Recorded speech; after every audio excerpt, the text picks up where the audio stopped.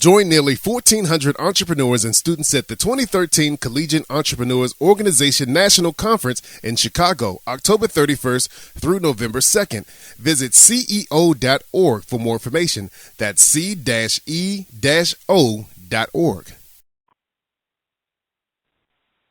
This is Michael Lukes with the Collegiate Entrepreneurs Organization, here with Dima Elissa, President and CEO of Visual Media. Dima, thanks a lot for joining me. Thank you, Michael, and thank the Collegiate Entrepreneur Organization for making time for us to speak today. Thank you. Tell us a little bit about yourself and Visual Media. Absolutely. Michael, my life was always a bit unconventional. I was born in Beirut, and I grew up in the Midwest. I was enriched by strong family values and the commitment to integrity. And so my parents valued education, sports, and family time equally. But my older brother, Sammy, constantly challenged me to learn about stocks, investments, and the balance of power across the globe. The expanded scope of his focus made me think about the world as a place where I belonged and where I could be an influence. Looking back at Visual Media, it was my first experience as an angel investor. I started the company with a partner while I was still working for NutraSweet. I was in international marketing and part of a business development group that, in today's terms, was a new business incubator. We were searching for that post-patent aspartame cash cow replacement. And so after the first year I started Visual Media, the partner left and I was at a crossroads. So I was faced with either closing up the business or taking the helm and running it myself. Since I'm not prone to giving up or giving in, I chose the latter. I've since been part or parcel of several businesses, making me somewhat of a serial entrepreneur. Have you always been entrepreneurial? Actually, I started my life as an accidental entrepreneur. Beginning in grade school, I was selling candy to my fellow students. I constantly examined ways to monetize events and the things around me. So entrepreneurship is a cultural hazard in the Middle East, where the entrepreneurial revolution is alive and well, as evidenced in a new book called Startup Rising. If you're familiar with it, it captures many examples about those in that part of the region overcoming obstacles, both within themselves, within the environment around them, circumventing and navigating through and around bureaucracy, politics, all of those challenges being overcome to achieve an end goal.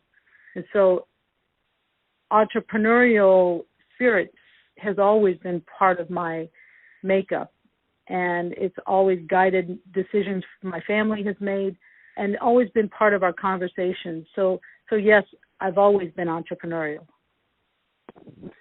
And do you think that entrepreneurial spirit in that part of the world, do you think that's more of a product of necessity, culture, a combination, or something completely different?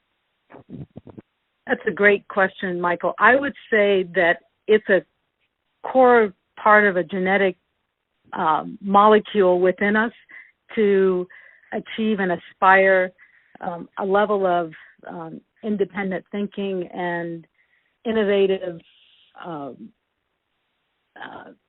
presence. I guess if you look at the Phoenicians, if you look at the businessmen and mindset in the Middle East, there's always been sort of a need to independently succeed and persevere in that region. You recently became an adjunct faculty member for the Associated Colleges of the Midwest. I think I can kind of see where your passion for entrepreneurship really comes from. But why are you passionate about teaching entrepreneurship to others? I'm passionate about teaching because it's a time that I'm able to give back in a material way to students whose shoes I filled some years ago. If I had a chance to appreciate the value of sharpened lenses and an understanding of mistakes, it would have been a savings of time, money, and energy, and maybe even a few tears along the way. But teaching allows me to give back, and hopefully I can open the doors to students at ACM and particularly female entrepreneurs looking to make their mark. As I teach and impart my knowledge, I learn from the students about their perspectives. I learn about their experiences and their motivations. And that two-way enrichment isn't easy to come by.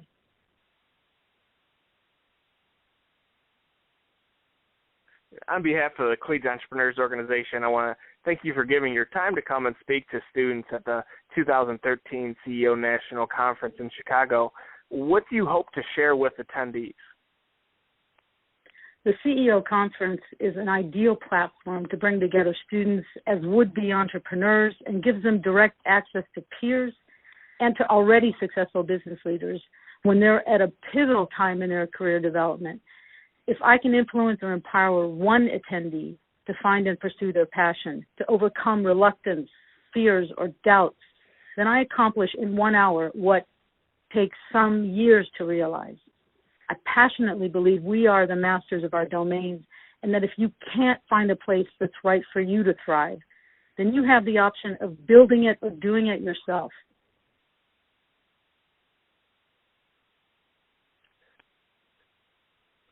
Throughout the world, entrepreneurship has really changed over the past few decades. How do you believe that entrepreneurship has changed over the past few decades, and who has benefited from the changes that have taken place? Becoming an entrepreneur is a journey. It's not a destination. The velocity with which businesses are built, with which they fail and are rebuilt, is tremendously different than when I started. Businesses evolve so quickly that they can become commoditized in a short time, and they've constantly got to be pivoting and rebuilding to maintain the relevance. There's no longer a focus on secrecy as much.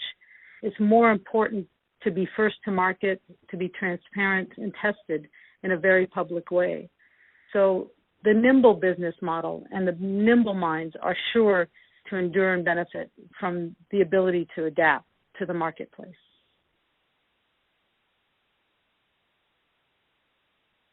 Just one last question here. What's your best piece of advice for young entrepreneurs? My best piece of advice to young entrepreneurs is, if you can't make it here, don't leave. Fail quickly and get right back up and do it again. Each failure is an education. If you fall down 7 times, get back 8. It's important to keep your mind open to change and not get stuck in a locked mindset. Yeah, that's great advice. And once again, this has been Michael Lukes from Collegiate Entrepreneurs Organization with Dima Elissa, President and CEO of Visual Media. Dima, thanks again, and we look forward to seeing you at the 2013 CEO National Conference. Michael, many thanks, and I'm so looking forward. Same here.